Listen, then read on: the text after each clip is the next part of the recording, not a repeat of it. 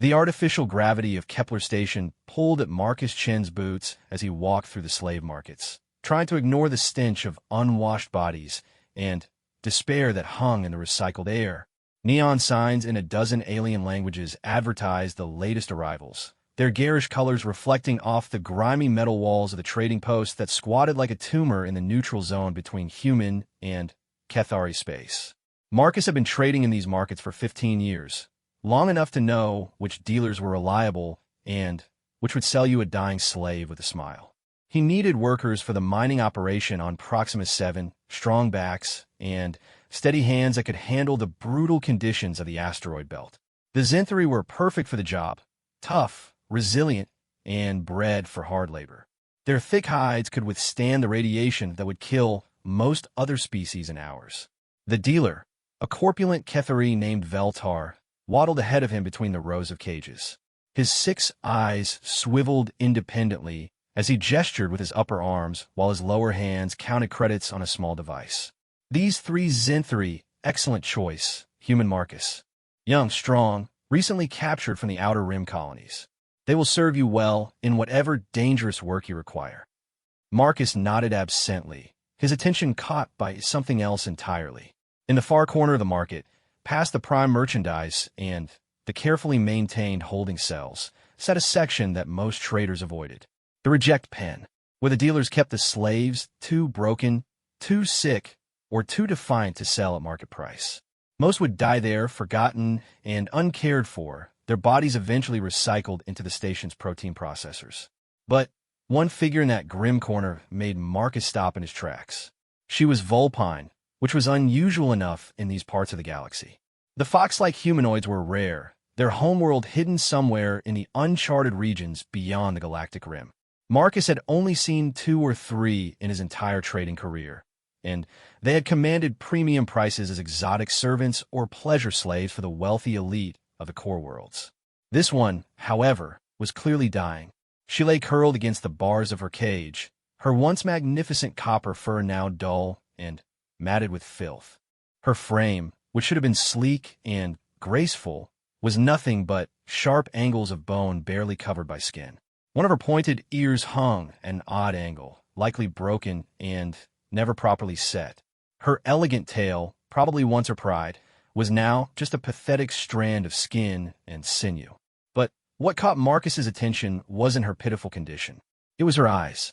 Even from this distance, he could see them watching him. Amber orbs that burned with an intensity that had nothing to do with fever. While every other slave in the reject pen had the blank, hopeless stare of the broken, this Vulpine female's gaze followed his movement with sharp intelligence. Human Marcus? Veltar's translator device crackled as he noticed his customer's distraction. The Zenthri workers await your approval. Shall we complete the transaction? What's her story? Marcus pointed toward the Vulpine. The Kethari dealer followed his gesture and made a sound that his translator interpreted as laughter. That refuse? She was brought in 6 cycles ago with a batch from a raided transport. Belonged to some minor noble family from the inner systems, used as a domestic servant. But she has proven difficult to manage. Difficult how? Veltar's multiple eyes focused on Marcus with something that might have been respect. She has killed 7 potential buyers. Marcus felt his eyebrows rise. 7. Oh yes. 3 hegemony officers who wanted sport with an exotic. 2 pleasure house operators who thought they could break her spirit. 1 collector who desired a living ornament for his estate. And 1 mining foreman, much like yourself, who thought he could work her to death slowly. The dealer's mandibles clicked in what Marcus had learned to recognize as amusement. Each time, she appeared weak and compliant until the moment came to strike. Very clever, that one. Too clever for her own good. And you've kept her alive, why? Entertainment for the other stock. Fear keeps them compliant. They see what happens to those who resist too often. Also, and here Veltar's tone became almost conversational, I admit to a certain professional curiosity. How long can one so small and starved continue to fight? It has become something of a betting pool among the dealers. Marcus found himself walking toward the reject pen despite every rational thought in his head screaming that this was a terrible idea. The other slaves pressed themselves against the far walls of their cages as he approached, recognizing a potential buyer and hoping to catch his attention. All except the Vulpine female, who simply watched him approach with those burning amber eyes. Up close, her condition was even worse than he had thought. Her fur was not just dirty, but scarred in places where electrical prods had burned her skin. Her hands, which should have been graceful with retractable claws, were crusted with dried blood from trying to dig her way out of the metal cage. One of her canine teeth was broken, probably from biting someone who got too close. But she was still watching him with that unsettling intelligence, and Marcus realized she was taking his measure just as carefully as he was taking hers. "Can you speak?" he asked softly in Standard Galactic. For a long moment, he thought she wouldn't answer. Then, her lips pulled back in what might have been a smile, revealing her broken tooth. "Can you afford me?" Her voice was hoarse from disuse, but her accent was refined, educated. This had been no common laborer before her enslavement. Behind him, Marcus heard Veltar's surprised chitter. "She has not spoken to anyone in 3 cycles. Most assumed she was mute." Marcus crouched down so that he was at eye level with the Vulpine. This close, he could see that beneath the dirt and neglect, her bone structure was actually quite beautiful. Her features were sharp but elegant, with high cheekbones and a narrow muzzle that spoke of aristocratic breeding.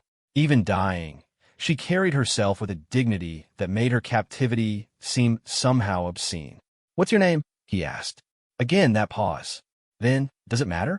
Names are for people, not property.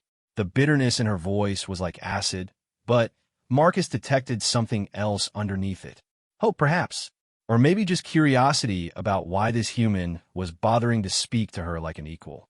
"It matters to me," Marcus said simply. Something shifted in her expression then, a crack in the armor of cynicism she had built around herself. "Lyra," she said finally. "My name was Lyra." Was. People change when they're caged like animals. Fed scraps. Beaten for sport. What comes out isn't always the same person who went in. Her amber eyes never left his face. "What do you want from me, human? If you're looking for an exotic plaything, I should warn you that my last 7 owners found me rather disappointing in that regard." Marcus couldn't help but smile at the dry humor in her tone. Even half-dead and enslaved, she had spirit. "Actually, I was thinking you might be good at keeping books." That caught her off guard. Her ears pricked forward slightly, the first truly animated gesture he had seen from her. "Books? I run a small trading operation. Nothing fancy, but it requires someone who can track inventory, manage supply chains, handle communications with difficult clients. Someone with intelligence. And what makes you think I have any of those skills?" "Your accent, for one thing. That's core world education, probably private tutors. Your vocabulary suggests classical training in at least 3 languages. And the way you've survived 7 murder attempts tells me you understand strategy and patience." Marcus studied her face, looking for reactions. Plus, anyone who can make Veltar nervous just by existing probably has the right temperament for dealing with the kind of people I do business with. For the first time since he had approached her cage, Lyra's expression showed genuine surprise. She sat up slightly, though the movement clearly cost her considerable effort. "You want to buy me as a clerk? I want to buy you as whatever you choose to be once you're healthy enough to make that choice." The silence stretched between them for nearly a minute. Marcus could hear Veltar shifting impatiently behind him, probably wondering if his potential customer had lost his mind. Other slaves in nearby cages were watching the interaction with expressions ranging from envy to disbelief. Finally, Lyra spoke again. "And if I choose to put a knife in your back the first chance I get?" Marcus shrugged. "Then, I suppose I'll have made a poor business decision. But somehow I don't think that's what you want." "What do you think I want?" "The same thing every intelligent being wants. Freedom to make your own choices. Dignity. A chance to be something other than what others have made you." He paused. "And probably a decent meal that doesn't come from the bottom of a slop bucket." Despite everything, Lyra's mouth quirked upward in what might have been a smile. "You're either very stupid or very brave, human. Probably both. My name is Marcus, by the way. Marcus Chun. Captain Chun, then just Marcus will do." Lyra considered this for a moment, then struggled to her feet. The effort left her swaying, but she managed to remain upright long enough to meet his eyes directly. "If you purchase me, Marcus Chun, I will give you honest work for honest treatment. But I will not be owned. Do you understand the difference?" Marcus understood perfectly. He had been in enough tight spots to know the difference between someone who was broken and someone who was simply bending with the storm. This Vulpine female had survived 6 cycles in conditions that should have killed her in weeks. She had killed 7 people who thought they could take what she wasn't willing to give. She was offering him a partnership, not submission. It was exactly what he had been looking for, though he hadn't known it until this moment. "I understand," he said, standing up and turning to face Veltar. "I'll take her."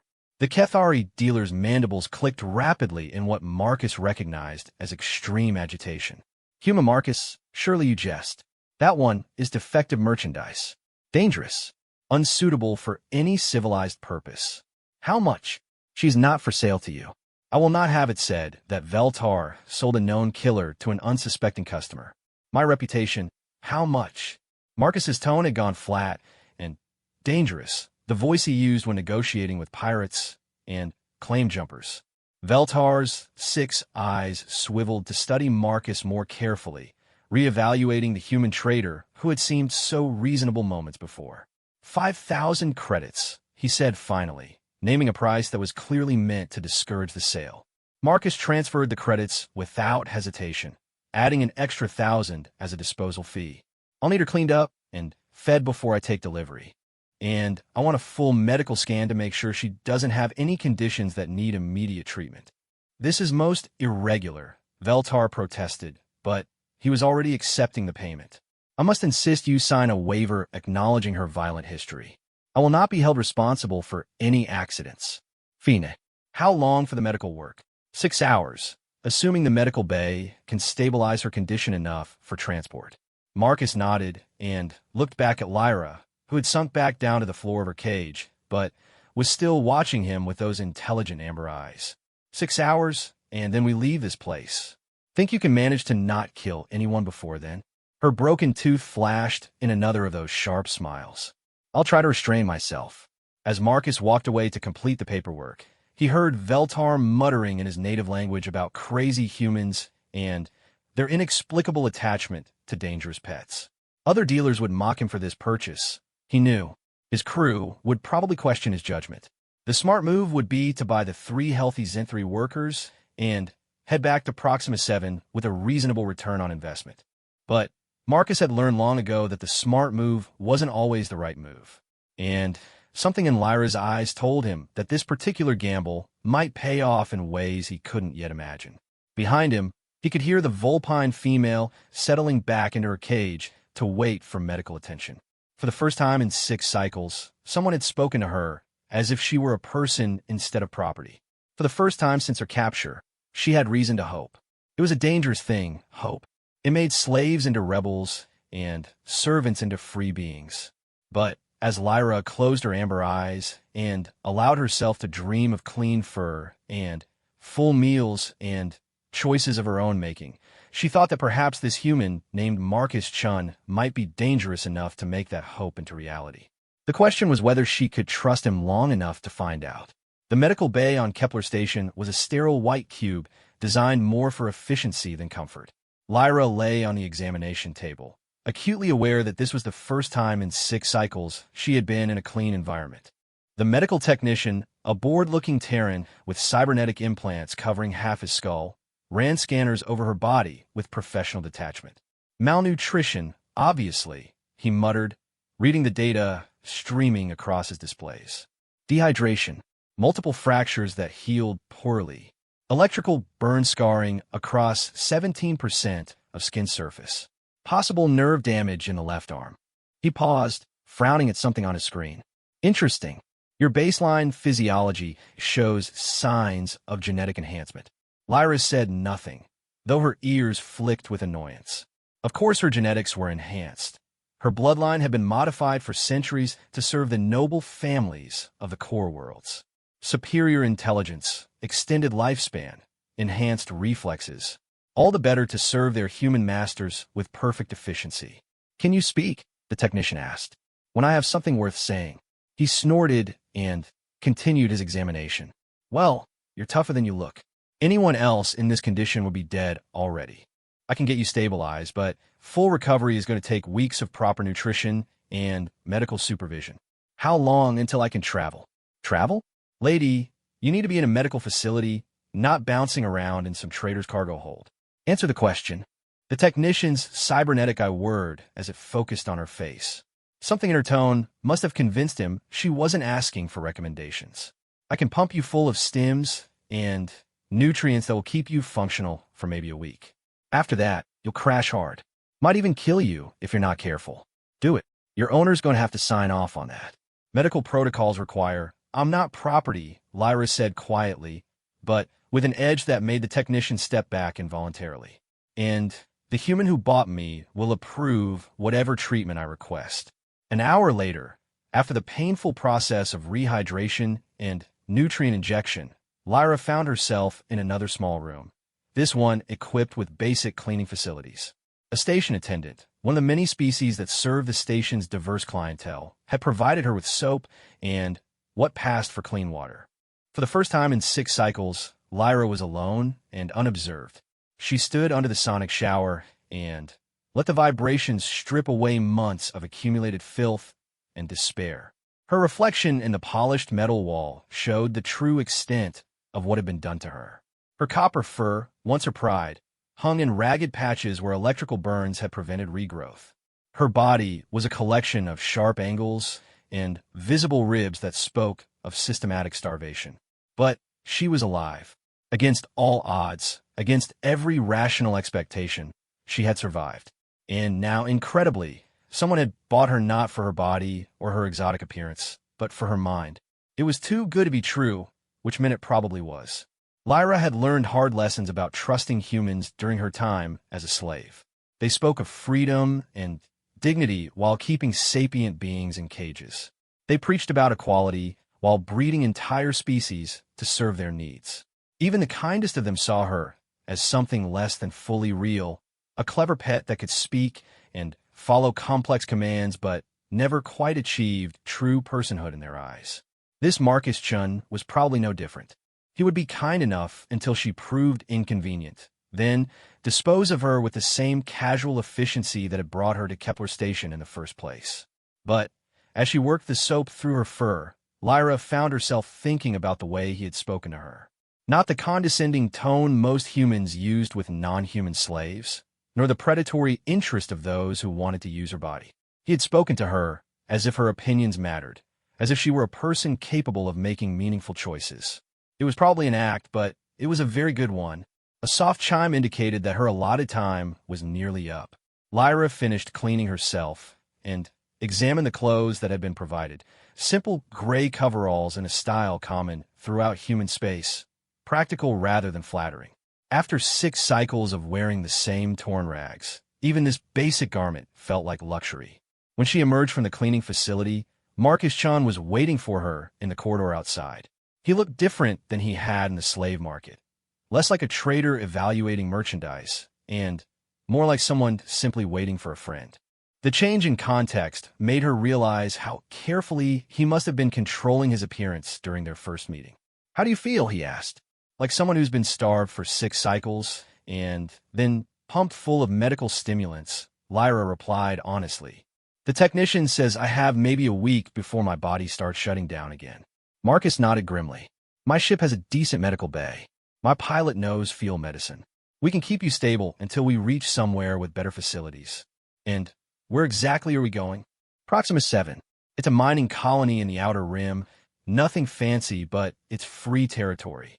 No slave markets, no Kethari dealers, no one asking uncomfortable questions about ship manifests. Free territory." Lyra had heard rumors of such places, worlds where the various galactic governments have little influence, and beings could make their own rules. Most of the stories painted them as lawless frontier settlements full of criminals and outcasts. Perhaps that was exactly what she needed. "What kind of work am I expected to do?" Marcus started walking toward what she assumed was his ship, and she fell in a step beside him. Walking felt strange after so long in a cage, but the medical stimulants were doing their job. She felt almost normal, though she knew it was artificial and temporary. "Honestly, I'm not sure yet. My operation is pretty small scale. 1 ship, a crew of 4, including myself, a few mining claims in the asteroid belt. I need someone who can handle the administrative side, while I'm out chasing rocks and dodging pirates. You're frequently attacked by pirates? More often than I'd like, less often than some. Free territory has its disadvantages. Marcus glanced at her as they walked. Does that bother you? Lyra considered the question seriously. I've killed 7 people in the last 6 cycles. I think I can handle pirates. Right. Sometimes I forget who I'm talking to. They reached a docking bay where a small cargo vessel waited with its loading ramp extended. It was clearly an older ship, well-maintained but showing signs of hard use. The hull bore scorch marks from weapons fire, and several armor plates had been welded over what were probably holes from previous encounters. She's not much to look at, Marcus said, noticing her examination of the ship. But the free trader has never let me down. Good engines, decent shields, and she can outrun anything that can outfight her. 3 figures emerged from the ship as they approached, and Lyra found herself being evaluated by Marcus's crew with expressions ranging from curiosity to outright suspicion. The first was clearly the pilot, a tall human woman with short gray hair and cybernetic ports behind both ears that marked her as someone who could interface directly with ship systems. Her eyes were sharp and calculating as she looked Lyra over, probably assessing whether the Vulpine represented a threat to ship security. The second crew member was not human at all, but rather one of the insectoid Clixti. His chitinous exoskeleton was painted with geometric patterns that indicated engineering specialization, and his 4 arms moved in the subtle gestures that Lyra recognized as nervous agitation. The third figure made her ears flatten involuntarily against her skull. It was a hegemony soldier, still wearing the black and silver uniform that had haunted her nightmares for cycles. The fact that he was here, apparently part of Marcus's crew, suggested either terrible judgment or deliberate deception on the human captain's part.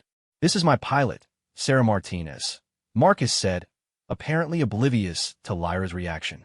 My engineer, Chittik, and my security chief, former Lieutenant Commander Alexander Petrov of the Hegemony Navy. The soldier stepped forward, and Lyra's hand moved instinctively to where a weapon would be if she had one. But instead of the aggressive posture she expected, he simply nodded with professional courtesy. Ma'am, he said in accented standard, Captain Chun has explained your situation.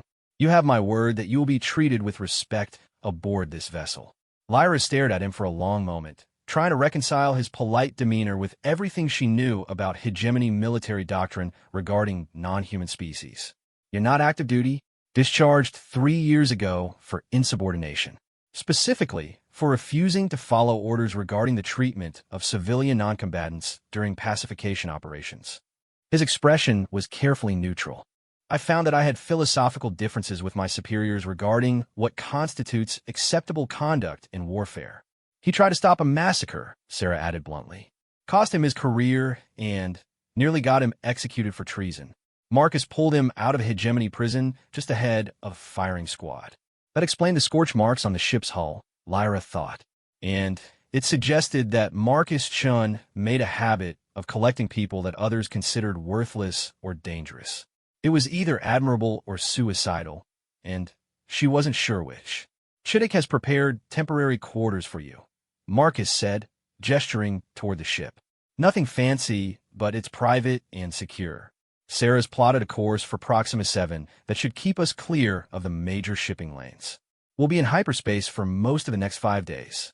Lyra nodded and started toward the ramp, then paused. Why did you really buy me, Marcus? And don't tell me it was for my bookkeeping skills. You could have hired a dozen qualified administrators for what you paid Veltar. Marcus was quiet for a moment, studying her face. Do you want the honest answer? I prefer honesty to comfortable lies. Because when I looked at you in that cage, I saw someone who refused to give up despite having every reason to do so. In my experience, that kind of determination is worth more than any technical skill. He paused, and because I know what it's like to be written off as worthless by people who should know better. There was something in his tone that suggested personal experience with that particular form of dismissal. Lyra filed the information away for later consideration. Everyone on this crew seemed to have a story about being discarded by the conventional powers of civilized space. Perhaps that was what Marcus Chun really collected, the rejects and the outcasts and the ones who didn't fit neatly into anyone else's categories. It was either very clever or very stupid, and probably both. "All right," she said finally. "Let's see where this goes."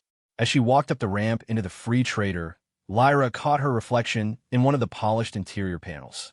For the first time in 6 cycles, the face looking back at her didn't belong to a slave. She wasn't sure yet what it belonged to instead, but she was looking forward to finding out.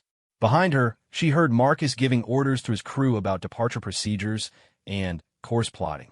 The easy authority in his voice and the quick responses from his people suggested a tight-knit unit that had worked together for some time. They had accepted her presence without argument, which meant they trusted their captain's judgment even when it seemed questionable. That level of loyalty couldn't be bought or commanded. It had to be earned. As the ship's engines began their startup cycle and the ramp closed behind them, Lyra allowed herself to feel something she had almost forgotten: anticipation for the future. Whatever Marcus Chen's true motivations, whatever challenges awaited them in the lawless territories beyond the rim, she was finally moving forward instead of simply surviving.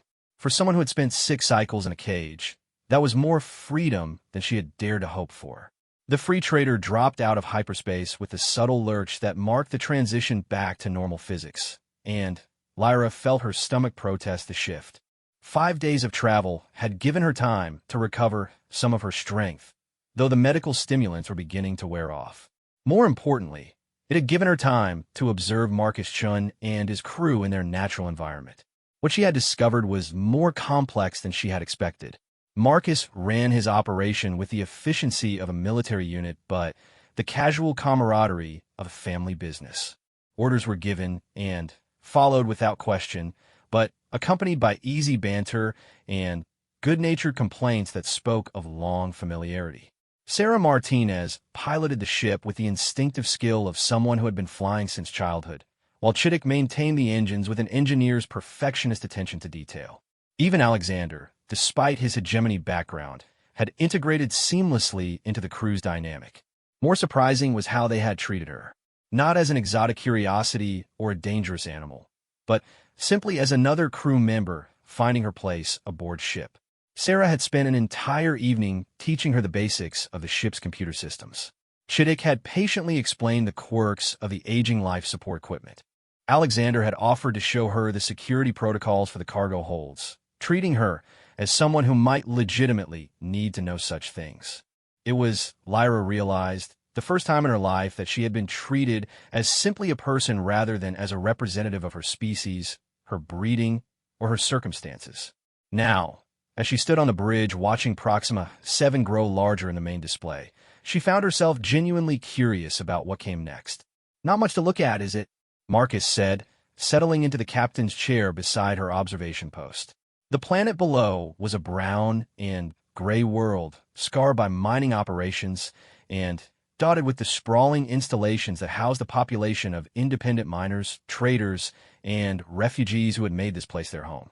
No elegant cities or carefully planned settlements, just the functional ugliness of a working world where survival mattered more than aesthetics. "I've seen worse," Lyra replied. "At least it's honest about what it is." Honest. That's a good word for Proxima 7. No one here pretends to be anything other than what they are. Marcus leaned forward to study the approach vectors Sarah was calculating. The colony's been independent for about 20 years now. Started as a corporate mining operation, but the parent company went bankrupt and abandoned it. The workers decided to stay and run things themselves. No government oversight. The Terran Federation claims ownership on paper, but they're too busy with core world politics to enforce it out here. The hegemony considers the whole system too poor to bother with. As long as the miners don't actively raid shipping lanes or harbor wanted criminals, everyone pretty much leaves them alone. Lyra nodded, watching the details of the planet's surface resolve as they dropped toward the main settlement. "And what exactly is your role in all this?" "I move things that need moving and find things that need finding. Sometimes that's or samples for independent prospectors. Sometimes it's spare parts for equipment that's been out of production for 30 years. Sometimes it's people who need to disappear from wherever they were before. People like me. People like all of us," Marcus replied with a slight smile. Sarah used to be a Federation Navy pilot before she discovered her commanding officer was selling military supplies to slavers. Chittick was an indentured worker who completed his contract and decided he preferred working for people who actually paid him. Alexander, you already know about. And you? Marcus was quiet for a moment, his attention apparently focused on the landing approach. Finally, he said, I used to be a Federation trade inspector. My job was to enforce import regulations and make sure independent colonies were following proper procedures for resource extraction. What happened? I found out that the regulations I was enforcing were designed to keep colonies like this one dependent on core world corporations. When I tried to report it, I discovered that my superiors already knew and were being paid to look the other way. His expression had gone carefully neutral. Let's just say that my employment with the Federation ended abruptly and by mutual agreement. That explained a lot about Marcus Chen's willingness to collect strays and outcasts, Lyra thought. He had been betrayed by the system he had served, just like the rest of his crew. The difference was that instead of becoming bitter or cynical, he had decided to build something better. Approaching New Grasbeck, Sarah announced from the pilot station. I've got landing clearance for Pad 7. Local authorities are requesting manifest and crew information. Standard response, Marcus replied. Cargo manifest for mining equipment and supplies. Crew of 4+1 passenger seeking medical treatment. Lyra raised an eyebrow. Passenger? Technically accurate. You're not crew yet, and you do need medical treatment that we can't provide aboard ship. Marcus glanced at her. Unless you've decided you want to make this arrangement permanent. The question was casual, but Lyra could hear the underlying seriousness. He was offering her a choice that she had never really had before. The opportunity to decide her own future without coercion or desperation driving the decision. Ask me again in a few days, she said finally, when I'm thinking clearly enough to know what I actually want instead of just reacting to what I've escaped from. Fair enough. The free trader settled onto the landing pad with a gentle bump, and Lyra felt the subtle shift in gravity that marked their transition to planetary environment. Through the viewports, she could see the sprawling complexity of New Grasbeck stretching out in all directions. A city built for function rather than beauty, where every structure served a practical purpose in the ongoing effort to extract wealth from dead rock. Chittick run the standard maintenance checks, Marcus ordered as he stood and stretched. Sarah, coordinate with the Port Authority about our next departure window. Alexander, I want you to check on our standing contracts and see what cargo opportunities are available. And me? Lyra asked. First priority is getting you proper medical attention. The settlement has a decent clinic run by a retired Federation medic. After that, Marcus shrugged. Welcome to Proxima 7. Explore, ask questions, figure out what you think of the place. No restrictions, no supervision. Just don't get into any fights that will reflect badly on my reputation. The casual assumption that she would be allowed to wander freely through an unfamiliar settlement without escort or supervision was so unexpected that Lyra found herself momentarily speechless. In her entire life, first as a domestic servant and then as a slave, she had never been trusted with that level of independence. You're not concerned that I'll run away? Marcus considered this with apparent seriousness. Run away to where? This is the edge of civilized space, and the next closest settlement is 3 weeks away by hyperspace. Besides, and here his expression softened slightly, where would you run to that would be better than here? It was a fair point. New Grasbeck might not be much to look at, but it was free territory where no one would question her right to exist or try to put an ownership collar around her neck. Compared to the alternatives she had experienced, that was close to paradise. All right, she said. Let's see what your frontier paradise has to offer. The settlement's medical clinic was a low, functional building that had clearly been expanded several times as the population grew. The doctor, a graying human woman named Elena Vasquez, examined Lyra with the calm competence of someone who had seen every variety of trauma and injury that frontier life could produce. Impressive, she said finally, reviewing the scanner results.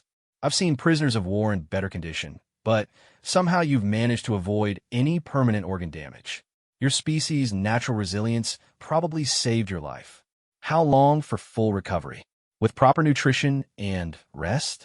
Maybe 2 months. I can accelerate the process with regenerative therapy, but that's expensive and not entirely risk-free. I'll pay for the therapy, Marcus said quietly from where he had been sitting in the corner of the examination room. Both women looked at him in surprise. Lyra had assumed he would leave her to handle the medical consultation privately, but apparently he had other ideas. "That's not necessary," Lyra began, but Marcus cut her off with a gesture. "It's a business expense. I need someone who can be functional immediately, not in 2 months. Consider it an investment in my operations efficiency." Dr. Vasquez looked between them with the expression of someone who had learned not to ask too many questions about her patient's circumstances. The treatment would take about a week with daily sessions. She'll need to stay in the settlement during that time. "I have quarters available," Marcus said. "Lyra, it's your choice, but I'd recommend taking the doctor's advice." Lyra found herself studying Marcus's face, trying to understand his motivations. The medical treatment he was offering would cost several thousand credits, far more than any reasonable business investment would justify. Either he had money to spare, which seemed unlikely given the condition of his ship, or he had other reasons for ensuring her complete recovery. "Why?" she asked directly. "Because everyone deserves a chance to start over with a clean slate," Marcus replied. "And because I have a feeling you're going to be worth the investment." It was the kind of statement that could be interpreted several different ways, but something in his tone suggested he meant it in the best possible sense. Lyra had learned to be suspicious of human kindness, but Marcus Chen seemed to specialize in defying her expectations. "All right," she said finally. "Do it." Dr. Vasquez nodded and began preparing the treatment protocols. "I'll need to keep her here for the first session, just to monitor for adverse reactions. You can pick her up this evening if everything goes well." As Marcus left to handle his other business in the settlement, Lyra found herself alone with the doctor and the quiet hum of medical equipment.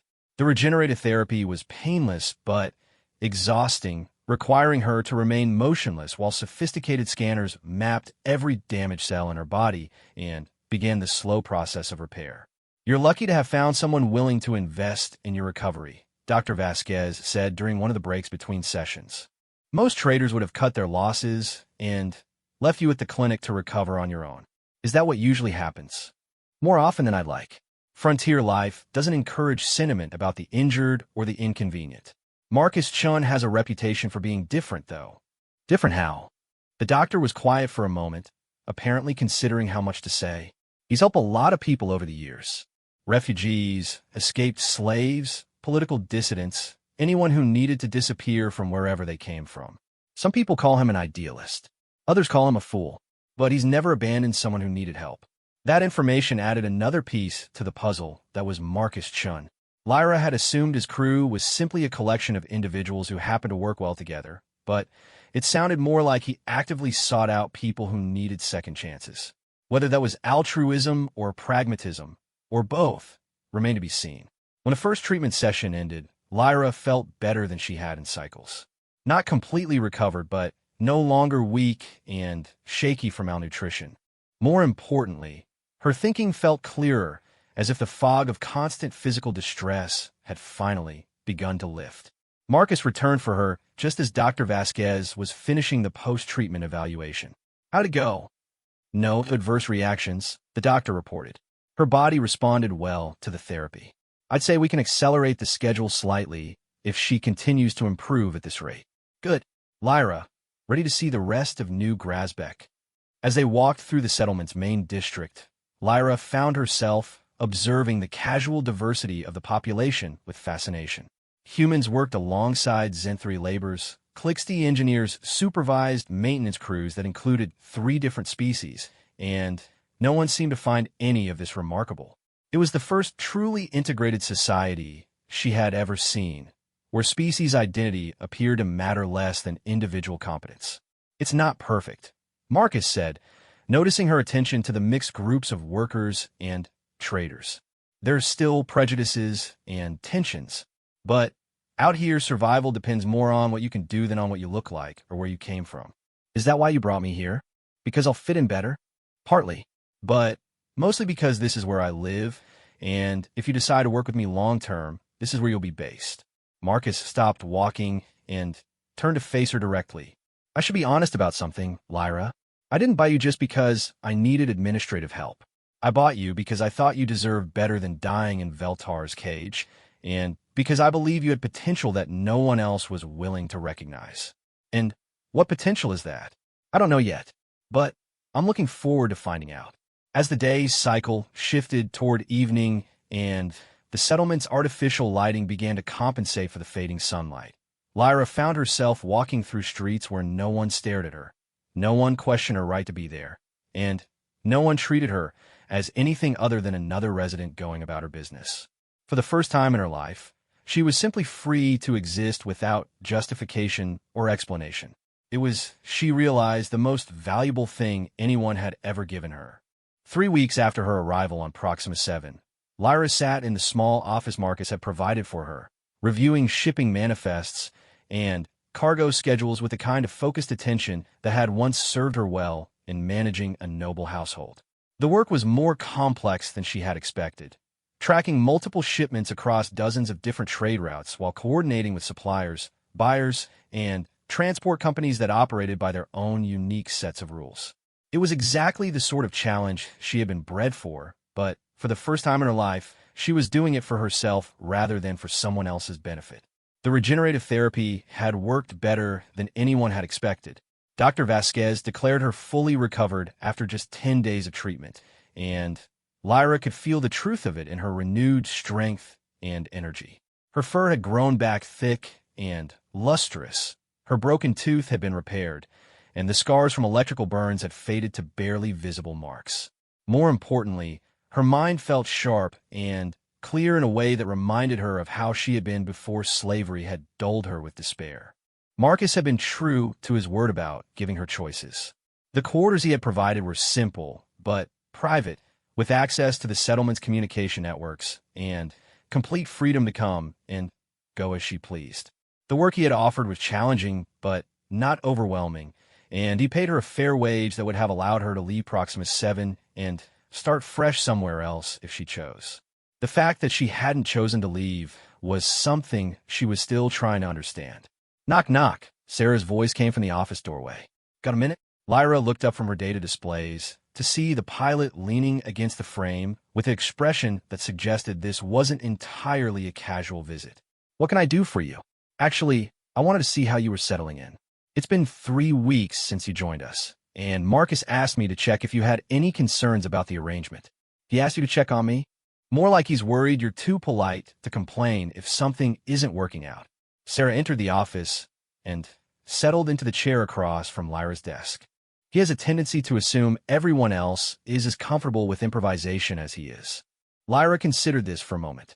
Marcus did seem to have a gift for making complex situations work through sheer force of optimism, which was probably how he had managed to build a successful trading operation using a crew of refugees and outcasts. But it also suggested a certain blind spot regarding other people's need for security and predictability. I don't have any complaints about the work or the living arrangements, she said finally. But I do have questions about the long-term sustainability of this operation. Sarah's eyebrows rose, such as the fact that Marcus is spending money faster than he's earning it. The medical treatment alone cost more than he's made in the last month. Add in my salary, the ship maintenance, the crew expenses, and the cost of maintaining our current contracts, and he's operating at a significant loss. You've been looking at the books. That's what he hired me to do. Lyra pulled up a financial summary on her display. Either he has resources I don't know about, or he's making some very poor business decisions.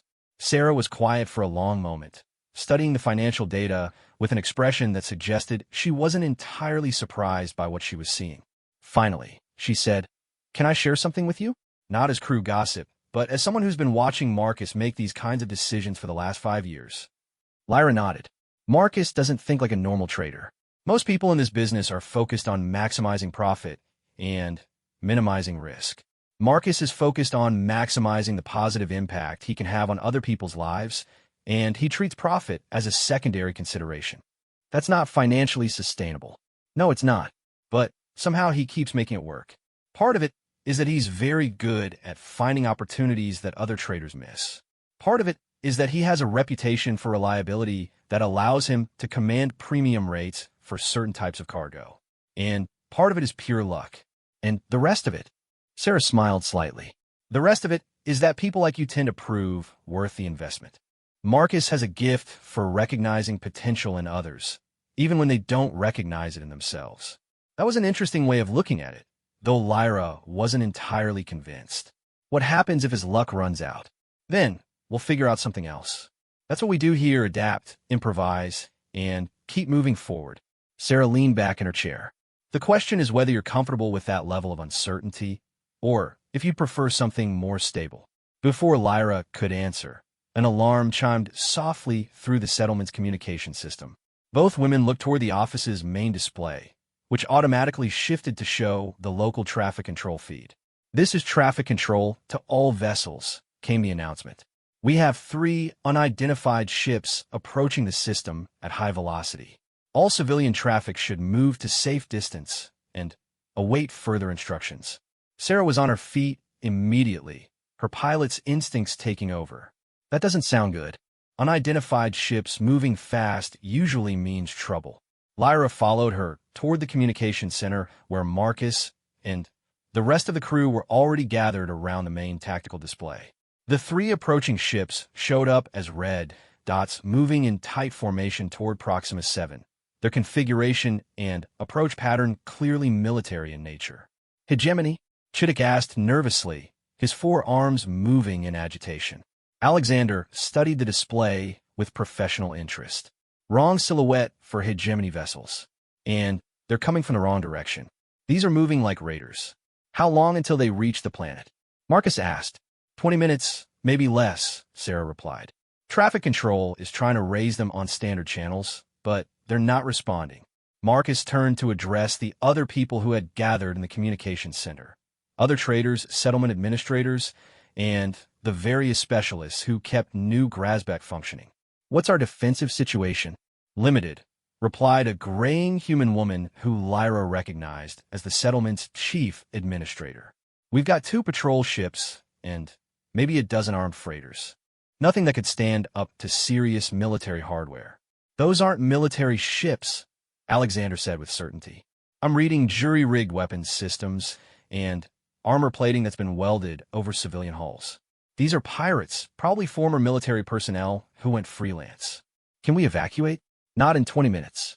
We'd need hours to get the civilian population clear, and most of our transport capacity is tied up in mining operations." Lyra found herself studying the tactical display with growing interest. The approaching ships were indeed moving like raiders, fast and aggressive, but without the disciplined formation that would indicate professional military training. Their approach vector was designed to intimidate rather than optimize tactical advantage. "They're not planning to destroy the settlement," she said quietly. Everyone turned to look at her, and Lyra realized she had spoken aloud without intending to. But now that she had their attention, she continued her analysis. "Look at their approach pattern. They're coming in fast and loud, making sure everyone knows they're here.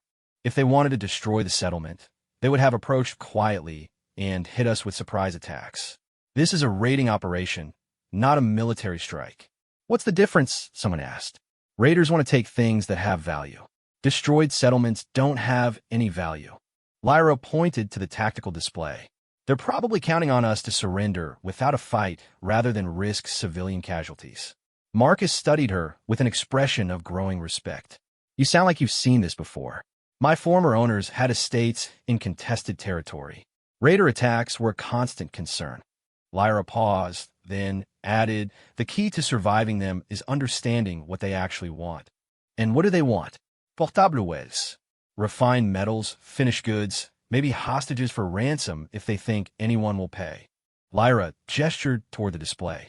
3 ships that size could probably carry off maybe 10% of the settlement's total wealth. The question is whether we're willing to let them have it without a fight." The room fell silent as everyone considered the implications. New Grasbeck was not a wealthy settlement by core world standards, but it did have stockpiles of refined metals and finished goods that would be attractive to raiders. The question was whether the cost of defending those resources was worth the inevitable casualties. "There's another option," Alexander said slowly. "We could make it too expensive for them to continue the operation." "Meaning?" "Raiders are fundamentally motivated by profit. If we can convince them that the cost of taking our resources exceeds the value of those resources, they'll move on to easier targets. Marcus nodded slowly. What do you have in mind? A demonstration. Show them that we're prepared to fight, and that we have the capability to hurt them badly enough to make the raid unprofitable. Alexander's expression had gone cold and professional. I still have contacts in the mercenary community. Give me 30 minutes, and I can have 6 heavily armed ships here from the next system over. That would cost a fortune. The settlement administrator protested. Less than rebuilding after a successful raid. Marcus replied, Do it. As Alexander began making his communications, Lyra found herself impressed by the casual competence with which the free trader crew had taken charge of the situation. Within minutes, they had assessed the threat, developed a response plan, and begun implementing it with the kind of efficiency that suggested extensive experience with dangerous situations. It also suggested that Marcus Chen's operation was more complex than it appeared on the surface. Independent traders didn't typically have access to mercenary contacts or the resources to hire them. Either Marcus had been understating his capabilities, or there was more to his background than he had revealed. Incoming transmission, Sarah announced from her position at the communications console. The lead ship is finally talking. The main display shifted to show the image of a scarred human man wearing the kind of improvised uniform that marked him as the leader of a pirate crew. His expression was confident and predatory as he looked out at them. New Grasbeck settlement, he said in a voice that carried the casual arrogance of someone accustomed to being feared. This is Captain Voss of the Independent Vessel Reaper. You have something that belongs to us, and we've come to collect it. Interesting, Marcus murmured. He's claiming we have something specific, not just making a general demand for tribute. The pirate captain continued his transmission. We know you're harboring a wanted fugitive, a Vulpine female who escaped from legal custody 6 cycles ago. Surrender her to us, along with compensation for our trouble, and we'll leave your settlement alone. Lyra felt the blood drain from her face as every person in the communications center turned to look at her. Somehow, impossibly, her past had caught up with her even in this remote corner of the galaxy. Well, Marcus said calmly, though his eyes had gone hard and dangerous. That changes things. The silence in the communications center stretched for nearly 30 seconds before Lyra found her voice. I need to know exactly what they told you about me. Marcus gestured for the others to give them some space, and the various settlement officials moved to other stations while his crew remained close enough to listen. The pirate transmission was still open, but Captain Voss seemed content to wait for a response while his ships continued their approach toward Proxima 7. They didn't tell me anything, Marcus said quietly. You're going to tell me. Lyra felt something cold settle in her stomach. She had known this moment would come eventually, the moment when her carefully omitted past would surface and force her to choose between truth and safety. But she had hoped for more time to establish her value before having to reveal her secrets. My name wasn't always Lyra, she began, her voice steady despite the fear threatening to overwhelm her. 6 cycles ago, I was known as HFY Silverfur, personal attendant to Duchess Viridian Corthin of the Centauri Republic. Corthin, Alexander repeated with obvious recognition. That's one of the most powerful noble families in Republic space. What happened? The Duchess was involved in arms smuggling to separatist groups in the outer colonies. I discovered the evidence while managing her personal correspondence. Lyra's ears flattened against her skull as she remembered those terrible final days. She ordered me to destroy the records and keep silent about what I had seen. But you didn't. I couldn't. The weapons she was selling were being used against civilian populations. Children were dying because of her greed. Lyra straightened her shoulders, meeting Marcus's gaze directly. I copied the evidence and transmitted it to Republic intelligence. Marcus absorbed this information with the same calm attention he had shown during their first meeting in Veltar's slave market. What was the result? The Duchess and 3 other nobles were arrested for treason. Their entire conspiracy was exposed, including connections to hegemony black ops and several major shipping corporations. Lyra paused, then continued with bitter honesty. 47 people were executed. Hundreds more were imprisoned. The political fallout nearly destabilized the entire Republic government. And you? Officially, I was transferred to new owners and relocated for my protection. Unofficially, the Duchess had powerful friends who wanted revenge against the person who had destroyed their operation. Lyra's voice had gone flat and emotionless. The transport carrying me to my new assignment was attacked by pirates. I was sold into slavery as an exotic pet, with instructions that I was never to be allowed to contact Republic authorities. Jesus, Sarah muttered from her position at the communication station. You brought down an entire criminal conspiracy. Which explains why they're still hunting you 6 cycles later, Alexander added grimly. People that powerful don't forget, and they don't forgive. Marcus studied Lyra with an expression she couldn't quite read. Why didn't you tell me this before?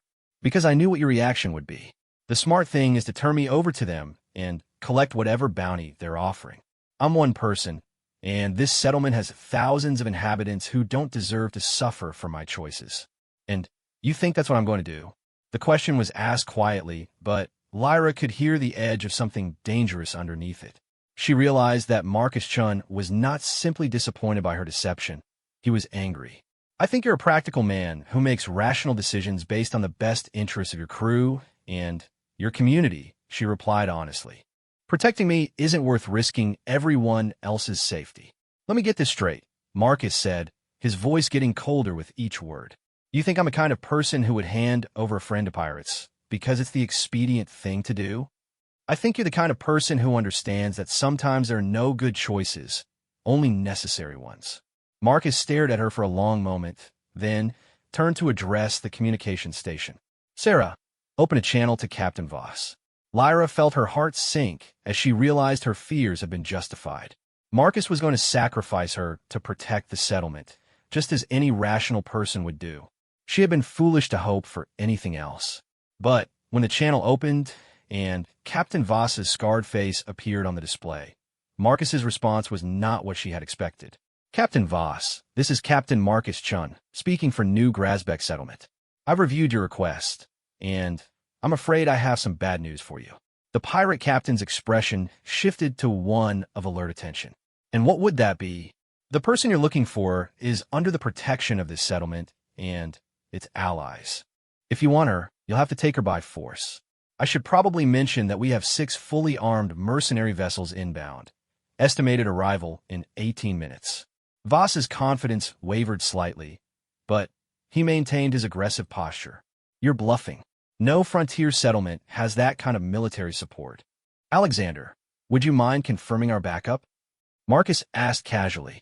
The former hegemony officer stepped into view of the camera, his military bearing and obvious competence lending credibility to Marcus's claim. Captain Voss, this is former Lieutenant Commander Alexander Petrov. The vessels I've contracted include the Iron Wolf, Vengeance, and Storm Rider mercenary companies. They specialize in anti-piracy operations and have standing orders to eliminate any threats to this settlement. For the first time, Captain Voss looked genuinely uncertain. Professional mercenaries were a different proposition than frightened civilians, and the names Alexander had mentioned were apparently familiar to him. Even if that's true, Voss said, though his tone had lost much of its earlier arrogance, you're still outnumbered. My ships can do a lot of damage to your settlement before your reinforcements arrive. They could, Marcus agreed, but they won't because you're not actually here for revenge or to make a point. You're here because someone is paying you to retrieve a specific person. If that person dies in the fighting, you don't get paid. Smart man, Voss acknowledged grudgingly. But my employers are offering enough to make the risk worthwhile. How much? 50 million Republic credits. The figure was staggering. More money than most people would see in a lifetime, and certainly enough to motivate a pirate crew to take considerable risks. Lyra felt sick as she realized how much the Duchess's surviving allies valued their revenge against her. Interesting, Marcus said thoughtfully. That's quite a bounty for one escaped slave. Makes me wonder what else they're not telling you. What do you mean? I mean that if Lyra was just a runaway servant, they wouldn't be offering 50 million for her return. They're paying mercenary prices for what they claim is a simple retrieval operation. Marcus's expression had shifted to one of professional calculation. Have you considered the possibility that your employers haven't been entirely honest about what you're getting into? Voss was clearly thinking about this for the first time, his scarred face showing uncertainty as he processed the implications. Marcus continued his psychological assault. Republic intelligence has a bounty system for war criminals and traitors. 50 million is what they pay for people who have committed crimes against the state itself. Now, either your employers are lying about who Lyra really is, or they're lying about why they want her back. She's a witness, Lyra said quietly, understanding Marcus's strategy. They're not paying for revenge. They're paying to keep her from testifying about what she knows. Testifying about what? Voss demanded. About the arms smuggling conspiracy that nearly brought down the Republic government 6 cycles ago, Marcus replied smoothly. The conspiracy that was never fully investigated because key witnesses kept disappearing or dying in suspicious accidents. Now Voss looked genuinely worried. Pirates could operate with relative impunity as long as they limited themselves to robbery and smuggling, but getting involved in interstellar political conspiracies was a quick way to attract the wrong kind of attention from multiple governments. You're suggesting that taking her would make me a target for Republic intelligence? I'm suggesting that 50 million credits isn't enough money to compensate for spending the rest of your life looking over your shoulder for government assassins, Marcus said reasonably. But that's her decision to make. The pirate captain was silent for nearly a minute, clearly weighing his options. Finally, he said, "What are you proposing?" "Nothing. I'm simply pointing out that you have options other than attacking a heavily defended settlement to capture a political fugitive who will probably cause you more trouble than she's worth. My crew expects to be paid for this mission." "I understand. Business is business." Marcus gestured toward Alexander. "Commander Petrov has contacts throughout the mercenary community. I'm sure he could provide you with information about other opportunities that would be more profitable and less risky." It was a masterful negotiation, Lyra realized. Marcus had shifted the entire dynamic from a confrontation over her fate to a business discussion about Captain Voss's career prospects. Instead of threatening the pirates, he was offering them something more valuable than money, professional advice that would help them avoid future problems. "I'll need to consult with my crew," Voss said finally. "Of course. Take your time." The transmission ended, and the communications center fell silent except for the soft hum of electronic equipment. Lyra found herself staring at Marcus with an expression of complete bewilderment. "You risked the entire settlement to protect me," she said finally. "No, I risked the settlement to protect the principle that we don't hand over our people to anyone who demands them," Marcus corrected. "There's a difference." "Is there?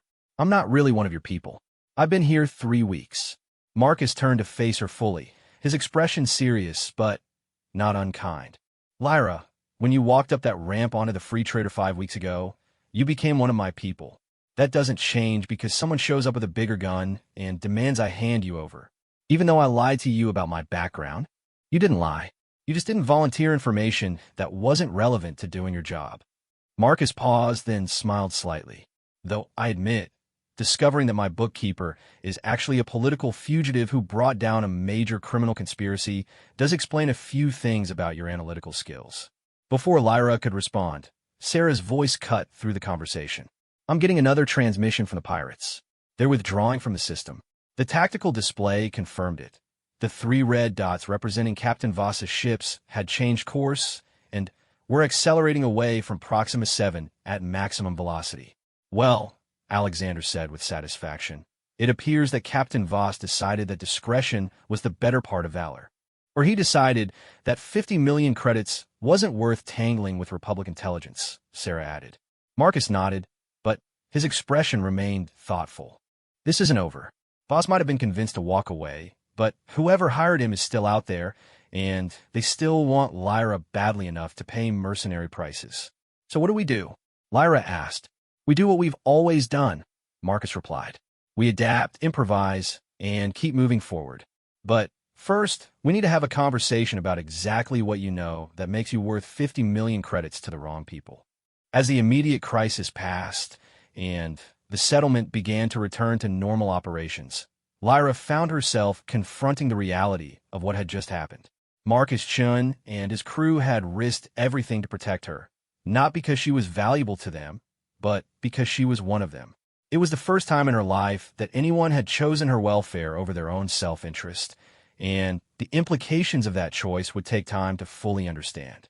But as she watched Marcus coordinate with the settlement's administrators and Alexander began planning enhanced security measures, Lyra realized that she was no longer running from her past.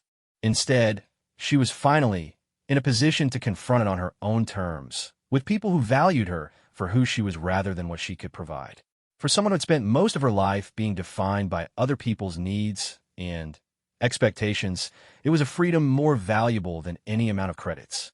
The question now was what she would choose to do with that freedom and how far she was willing to go to protect the people who had given it to her. As the free trader prepared for departure from Proxima 7, because staying in one place too long was no longer safe, Lyra found herself looking forward to finding out. The girl who had been abandoned and half-starved in Veltar's slave market no longer existed. In her place was someone who had chosen her own name, her own loyalties, and her own future. It was, she reflected, exactly what Marcus had promised her in that first conversation, the chance to be something other than what others had made her. And that, more than any rescue or any kindness, was the gift that would define the rest of her life. Hashtag the hook in the sprawling slave markets of Kepler Station, where exotic beings from across the galaxy are bought and sold like livestock. Most traders know the golden rule: never touch the rejects. The broken ones, the dying ones. They're bad for business, worse for reputation, and impossible to profit from. Captain Marcus Chun had followed that rule for 15 years of deep space trading, until the day he saw her. Curled in the corner of the most neglected pen, a Vulpine female lay motionless except for the shallow rise and fall of her chest. Her once magnificent copper fur was matted with filth, her elegant tail nothing but skin and bones. The other slaves gave her a wide berth, as if death itself might be contagious. The Kethari slave master hadn't even bothered to put a price tag on her cage. That one, the alien merchant, chittered in amusement when Marcus pointed. She's already paid for her sale by dying slowly. Entertainment for the other stock. Take her if you want. She'll be dead before you reach the next system. Marcus should have walked away. Should have bought the healthy Zenthri workers he'd actually come for. Should have followed every instinct screaming that this was a terrible business decision. Instead, he found himself staring into a pair of amber eyes that held something he'd never seen in a slave before. A spark of defiance that refused to die, even as her body failed. In that moment, Marcus realized he wasn't looking at broken merchandise. He was looking at a survivor. And survivors, Marcus knew from bitter experience, were the most dangerous beings in the universe.